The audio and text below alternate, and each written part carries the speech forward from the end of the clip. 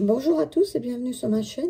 Alors aujourd'hui, j'ai la grande joie de vous présenter l'oracle du soleil levant. Un oracle que j'attendais vraiment avec impatience, que je devais avoir pour Noël et puis finalement que j'ai eu maintenant. Il est paru chez Arcana Sacra dans cette magnifique boîte. Aimantée, avec cette ouverture aimantée. Et l'intérieur est évidemment magnifique. Avec cette vague, un peu dans le style estampe japonaise. Le mont Fuji. Et ici, une des illustrations d'une des cartes du jeu Les Carpes Koi. Voilà. Donc, il y a 60 cartes. Je vous laisse faire un arrêt si vous voulez lire ce qu'il y a derrière. Voilà, je la mets de côté. Il y a évidemment les cartes qu'on verra après. Et un magnifique livre en papier glacé. Donc cet oracle a été fait par Thierry Surgeon et illustré par Jenny Amazaki. Voilà. Alors, il se présente comme ça. De très très belles illustrations. Un proverbe japonais. Il y a sur chaque... pour débuter chaque interprétation de carte, il y a un poème japonais. Donc, en fait, vous en avez 60. Quoi. Là, c'est le sommaire. Et on a un à propos de l'auteur, Thierry Surgeon, qui connaît bien le Japon, qui est allé un bon nombre de fois, donc qui sait de quoi il parle. Et Jenny Amazaki, qui est une illustratrice américaine, qui est basée à Paris et qui est d'origine japonaise. Voilà. Ce sont d'ailleurs, il y a une note de l'auteur qui est très intéressante, qui nous explique d'ailleurs comment, entre autres, parce qu'il y a d'autres choses dans sa note, son rapport avec l'ésotérisme, etc., mais qui raconte également comment il s'est rencontré, comment il a rencontré l'illustratrice au Japon, d'ailleurs, justement. Une introduction. Préparez votre tirage et ensuite des propositions de tirage. Alors le tirage du soleil levant, une carte, le tirage du bonsaï à 3 cartes, avec des exemples, donc ça c'est très bien. Le tirage du sakura, et toujours avec des exemples et puis des belles illustrations intégrées au texte. Le tirage du mont Fuji. Le tirage du fil rouge, du destin. Le tirage des arts martiaux, là c'est plus sur les conflits. Le tirage du tori.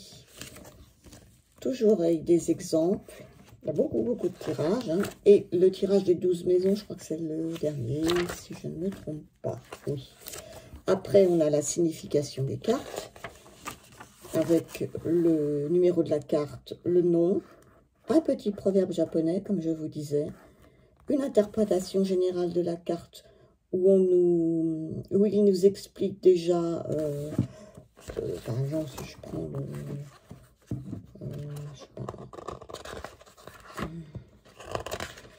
la geisha, par exemple, il nous explique au Japon, les geishas, terme qui signifie littéralement personne d'art, et il nous explique, enfin, toute une explication de ce qu'est une geisha.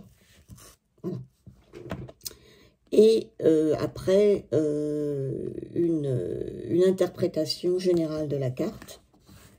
Et ensuite, sur des domaines précis, comme l'affectif, comme le professionnel, pour la divination, le matériel, les différents mots-clés, la carte inversée et la personnalité.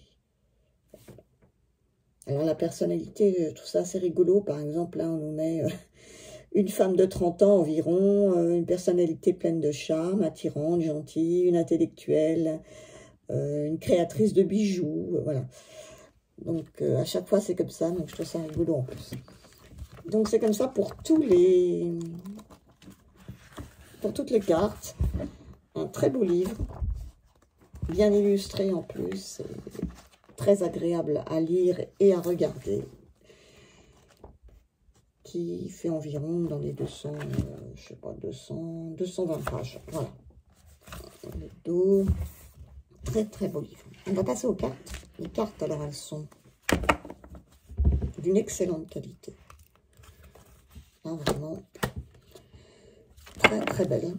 Avec un magnifique dos, très sobre et très joli, avec les grues, l'emblème du Japon, avec le soleil rouge, un arbre. Et je ne sais pas si on voit trop. Là. Voilà, on voit. Je crois que ce sont des bambous, je ne sais pas trop. C'est très joli. Les cartes, donc avec les tranches neutres, ce qui va très bien. Je n'aurais pas vu autrement, personnellement. Et je vais vous les montrer. J'espère que là, on voit bien. Alors là, on a le Maneki Neko que vous devez connaître. Mon fils, d'ailleurs, m'en a ramené un du Japon, justement. Parce qu'il a fait un magnifique voyage au Japon. Très belle illustration. Là, on a l'éventail qui fait partie des symboles aussi du Japon. Hein. La pivoine, magnifique fleur qui apparemment on voit beaucoup là-bas. Hein. Très poétique carte avec les nuages qui ont un petit peu la forme des pivoines. La lanterne.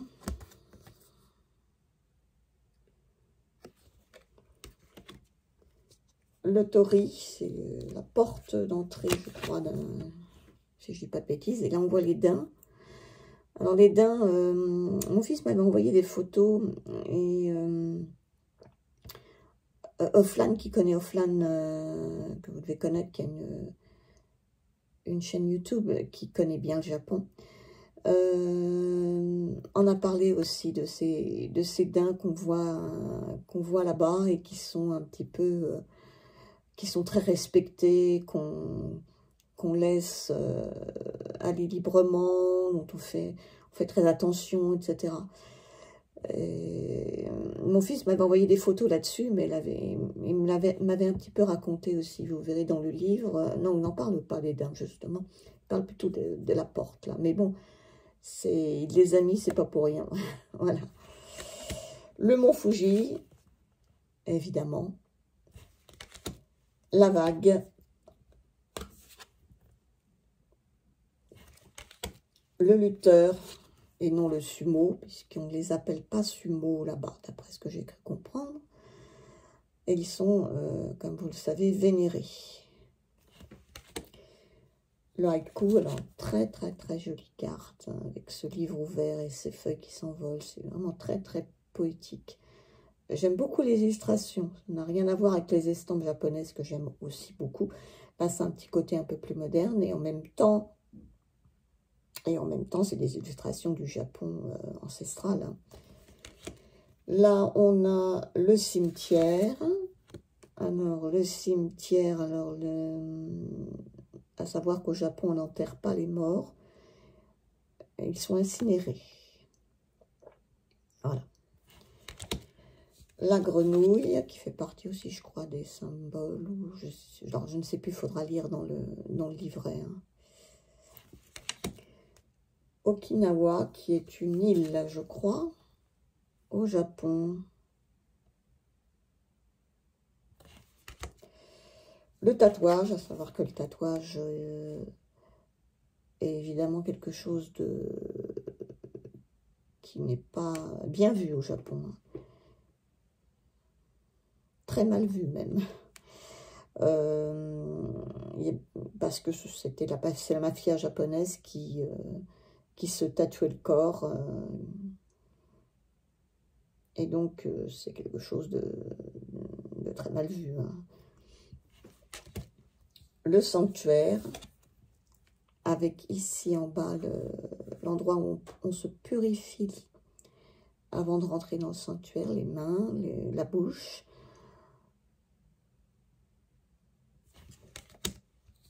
L'érable japonais, très connu aussi, avec ses couleurs magnifiques. La poupée Kokeshi, voilà, pareil, mon fils m'en a ramené une.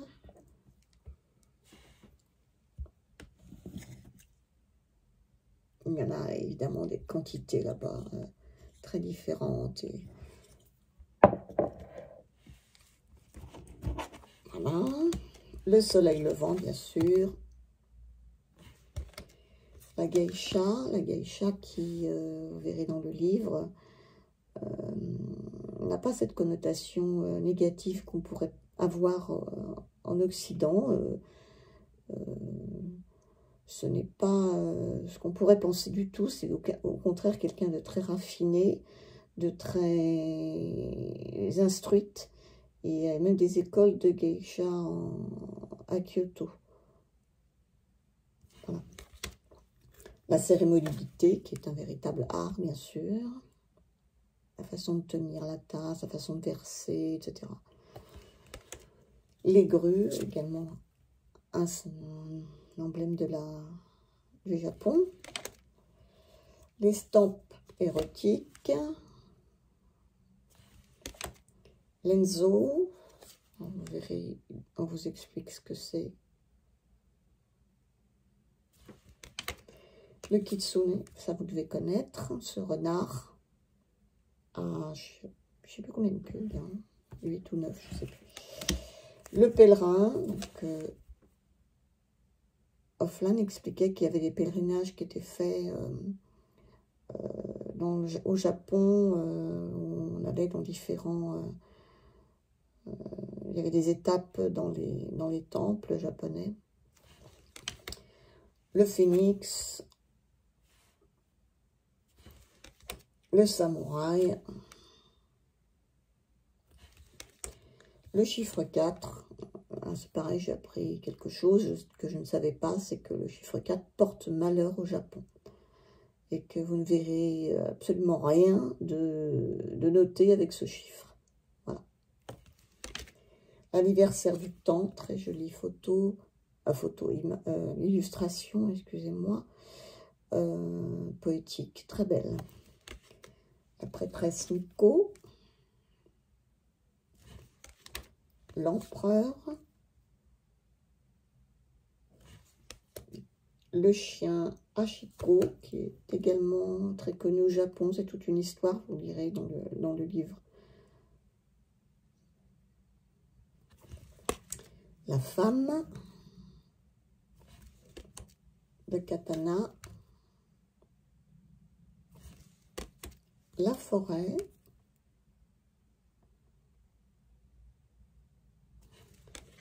le daruma, qui est un petit objet un petit peu qui sert à noter ses souhaits. En fait, il arrive avec les yeux blancs, les deux. Et quand on veut faire un souhait, on peint un œil. Et si ce souhait se réalise, ben on peint l'autre. Voilà, je crois que c'est ça, hein, si je ne me trompe pas. La maison. Le tambour taiko. Le cerisier, bien sûr. Elle est toute mignonne, cette illustration. C'est un magnifique cerisier japonais. Les ancêtres. Les ancêtres qui ont une grande importance au Japon. D'après ce qu'expliquait Offline, je crois qu'on leur crée comment dire, un hôtel. Donc on les vénère tout au long de l'année, pas comme chez nous où il y a une date précise, où on va au cimetière, etc. Non, là, c'est beaucoup plus ancré dans la famille, hein, en règle générale. L'homme, après la femme. Alors, le ginkgo biloba, qui est un arbre très ancien, je crois.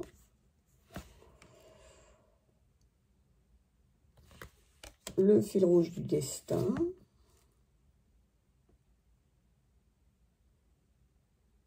Donc là, c'est plus sur le côté sentimental. Je crois que là, ils sont vêtus du costume traditionnel de mariage. Le ninja.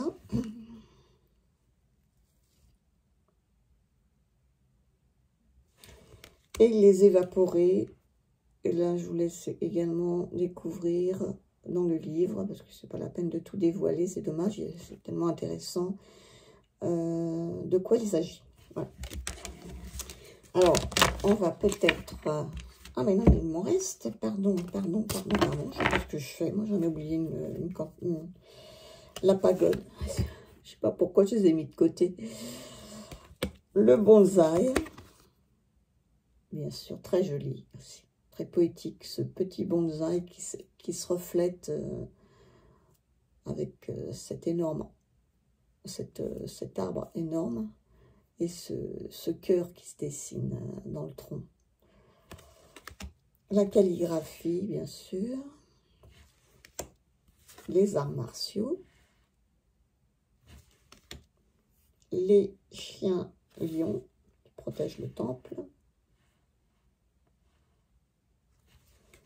Le pont sacré, ces ponts un peu rouges, enfin pas un peu, beaucoup même, qui sont magnifiques. La carpe koi, donc ça c'est ce qu'on avait dans l'intérieur de la boîte. Le onsen, qui sont un peu les termes, oui, qui sont des termes d'après ce que j'ai compris. Où Flan nous expliquait aussi qu'on s'y baignait nus. Les hommes et les femmes sont séparés. Et dans certains endroits, je crois qu'elle disait que c'était mixte. Bon. Le dieu de la foudre, le théâtre no, ça c'est le théâtre japonais, le fugu, qui est un poisson qui est mangé au Japon, mais d'après ce que j'ai compris, il peut être cuisiné que par une personne hyper compétente, parce que c'est un poisson qui peut, sur certains endroits, être mortel, donc il faut savoir vraiment le découper. Donc, bonne chance. Je ne sais pas si j'aurai le courage d'y goûter, moi. Voilà. L'origami. Vous connaissez. Le jardin zen. Les rizières. Avec cette corne d'abondance. Le yurei. Alors, je ne sais pas ce que c'est. Je ne me souviens plus. Je sais pas. Et le volcan, évidemment, le Japon étant une terre volcanique. Donc, voilà. Donc, c'est un magnifique jeu. Vraiment, vraiment, vraiment. Les illustrations sont sublimes. Le livre est passionnant. C'est un véritable voyage, ce jeu au Japon. Vraiment. Quand on a envie de s'évader quelque part, de voyager, ben voilà. Eh ben, je vais vous tirer une petite carte et puis je vais vous dire un petit peu. Alors, je vais peut-être pas tout vous lire parce que c'est très riche hein, comme jeu. Ah ben justement, je tombe là-dessus. Je me demandais de quoi ça parlait. Comme ça, je vais le savoir. Je vais vous mettre la carte. Vous puissiez la voir. C'est laquelle? C'est là. 45. 45. La carte 45. Voyons voir, voyons voir. Justement, je me posais la question de ce que ça pouvait être. Alors, le petit proverbe japonais qu'on vous donne avant, c'est « La pluie tombe toujours plus fort sur un toit percé ». Alors, après, les proverbes japonais, au début, bof, on se dit « mais ouais, d'accord ». Bon, faut peut-être un peu réfléchir après. Bon. L'interprétation générale, dans les croyances populaires japonaises, les fantômes ont une très grande importance. On les appelle les yurei. Ah, c'est ça, donc c'est les fantômes. Dans la plupart des cas, après s'être séparée du corps au moment du décès d'une personne, l'âme rejoint les esprits de ses ancêtres pour veiller sur sa descendance au moment des rites funéraires. Mais il arrive parfois que certaines âmes blessées, qui ont laissé derrière elles une vie inachevée, de lourdes souffrances, du chagrin, de la haine ou des regrets, ne parviennent plus à rejoindre le royaume des morts. Ces fantômes se retrouvent alors bloqués entre deux mondes, sans pouvoir accéder au paradis. Parfois, c'est la nostalgie qui les pousse à vouloir rester un peu plus longtemps sur Terre, près de leurs proches ou de leurs amours perdus. On retrouve les Huai dans de nombreux contes japonais, romans et films. Voilà, donc après je ne vais pas vous lire parce qu'il y en a pour... voilà. Voilà, il y en a pour beaucoup. Après on vous donne une explication sur l'affectif, une explication dans le professionnel, le matériel, les mots-clés, le manque, l'absence, la frustration, les remords, les regrets, la culpabilité, les souvenirs. Il y en a des mots-clés, hein. Les rêves qui nous hantent, traîner son boulet, de la peur de manquer, une défaillance, se soustraire à son devoir, faire faux bond. Et là, dans la carte inversée, on a la vengeance, la hantise, avoir l'âme en peine, etc. Et le personnage, quelqu'un de déçu, plein de regrets, de culpabilité, qui se sont abandonnés et incompris. Alors ça peut être un hypnotiseur, un télépathe, un médium, un enquêteur paranormal. Voilà. Et là, je n'ai lu évidemment que pas grand-chose de tout ce qui est écrit, parce qu'il y en a énormément, donc je ne vais pas... Vous voyez? Donc, un petit peu le genre de message qu'il peut y avoir. On nous dit, oui, par exemple, quand la carte, cette carte apparaît dans un tirage, c'est pour nous dire que le manque est devenu notre demeure, que la frustration est notre toit, que les regrets sont les 4 murs qui nous retiennent. Etc., etc. C'est vraiment très, très intéressant. Et bien, elle est tombée toute seule. Voilà, pour cette carte. Effectivement, on voit ce petit fantôme derrière. Très jolie carte. Dernière chose, c'est que j'ai idée d'associer ce jeu à un tarot qui, au niveau des illustrations, n'a rien à voir, puisque ce sont des mangas. Mais qui, je trouve, au point de vue couleur, eh ben, ils sont pas mal. C'est celui-ci, c'est le manga...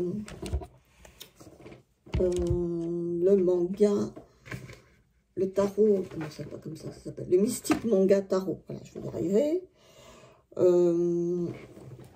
Et je sais pas, je trouve que les illustrations pourraient peut-être... Ah, attendez, voilà. Là. Peut-être aller, je ne sais pas. Il faut voir. Il faut tenter. À voir. Je vais essayer quelques-unes comme ça. Ça peut peut-être le faire, je sais.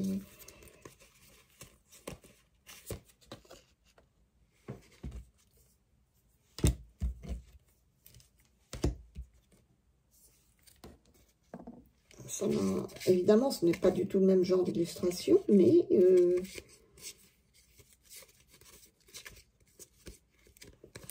sais pas, ça peut peut-être fonctionner.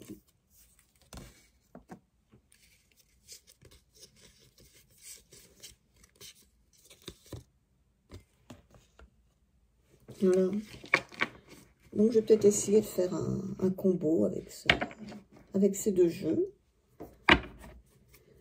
À voir. Voilà. Bon, bah, j'espère que cette petite vidéo vous aura plu. Vous donner envie peut-être d'acquérir ce jeu qui est vraiment magnifique. Vraiment magnifique. Vraiment, pour moi, c'est... je pense qu'il va être un de mes chouchous et... de beaucoup de jeux. Hein. Vraiment, il est au-delà de ce que j'espérais même. Voilà. Je vous souhaite une excellente journée et je vous dis à la prochaine. Au revoir.